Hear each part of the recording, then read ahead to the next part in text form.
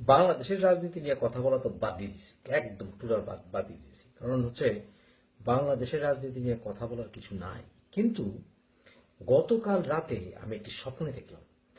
স্বপ্নে আমি দেখলাম যে পৃথিবীর তাবৎ মানুষ সব মরে গেছে, আমাকে পাঠানো হয়েছে বেহেশতে।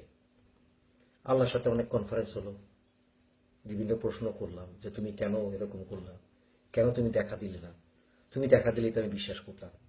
তা আল্লাহ অনেক যুক্তি টুক্তি দিল, বলল যে আমার ছাগলদারি আল্লাহ মাওলানা সাহেব তোমার পাশে পাশে থাকতো, সেই ছাগলদারি আল্লাহ মাওলানা সাহেব তোমাকে কত ডাকলো, বিশ্বাস করো বিশ্বাস করো বিশ্বাস করো, তুমি বিশ্বাস করো নাই, তুমি যুক্তি খুঁজলে। কেন যুক্তি খুঁজলে? তোমার এটা ঠিক হয়নি। তোমার উচিত ছিল চোখ বন্ধ করে আমাকে বিশ্বাস করা। তারপরে আমি আল্লাহর সঙ্গে তখন আলাপ আলোচনা করলাম, আল্লাহর সঙ্গেও যুক্তি দিলাম। আল্লাহরে বললাম, আচ্ছা তুমি যে আমার অন্ধভাবে বিশ্বাস করতে বললা, তোমার তো চোখ খুলেও দেখলাম না, চোখ বন্ধ করেও দেখলাম না, তুমি এই 30 বাতিটা আমার সঙ্গে কেন করলা? তারপরে আল্লাহর সঙ্গে যা যুক্তি দিলাম, আল্লাহর যুক্তি তার পারলই না।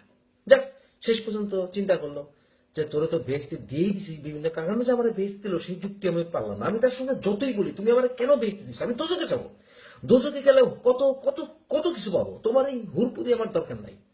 দোজকে কত সুন্দর সুন্দর সানি লিওন থেকে শুরু করে যত যত বিখ্যাত বিখ্যাত অ্যাক্ট্রেস সব তো দোজকে। এই ভেস্তে আইসা হিজাবি, তারপরে বোরকা পরা, এদেরকে দেখার আমার কোনো শখ নাই। আল্লাহ আমার সঙ্গে রাজি না।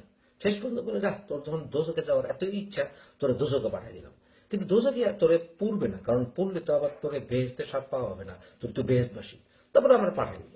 দোজকে যাই দেখলাম বাংলাদেশের সকল রাজনীতিবিদ লাইন ধরে দাঁড়ায় আছে, এবং আমার কাজটা হইলো তা করে থাবড়ানো।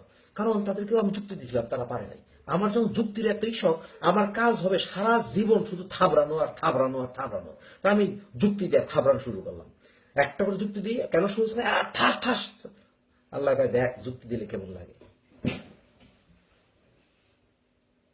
আল্লাহ কয় কি? আল্লাহ বলে সবাই বন্ধুরাও বলবে, আরে সরকারের মাল আমরা রাখছি ঘরে হেফাজতে, হে বলে সোপরাইবে। সোপরাইবে কেন? এর আগে ইন্নালিল্লাহ করা লাগবে। এই মুফাসিল ইসলামী ইন্নালিল্লাহ না করলে হে আমরা অপচয় করি না, হে তো আমরা অপচয় করতে কয়। খাবরা সোপরা এলে সোপরা।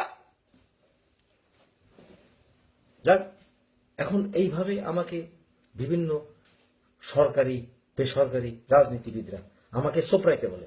এর ভিতরে নেতৃত্ব দিতেছেন বরিশালের একজন লোক।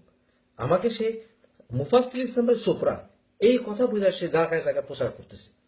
যাই হোক ভাই, আমি এখন যেখানেই যাই যুক্তিতর্ক দিবই, এবং বেহেস্তে যদি যাই, আল্লাহ যদি কোনো মতে আমার বেহেস্তে পাঠায়, আমি যুক্তিতর্ক করে যেভাবে প্রমাণ করে দেবো দোজকি বেটার। দোজকের ভিতরে কত ইন্টেলিজেন্ট মানুষ, কত জ্ঞানী মানুষ, পৃথিবীর বিখ্যাত বিখ্যাত সকল সুশিক্ষিত হাইলি ইন্টেলেকচুয়াল মানুষ সবই তো কাফের। আমি ওগুলোকেই থাকতে চাই। আমি গরু গাদা এইসব কথাবার্তা হইতে পারে না। এরা এরা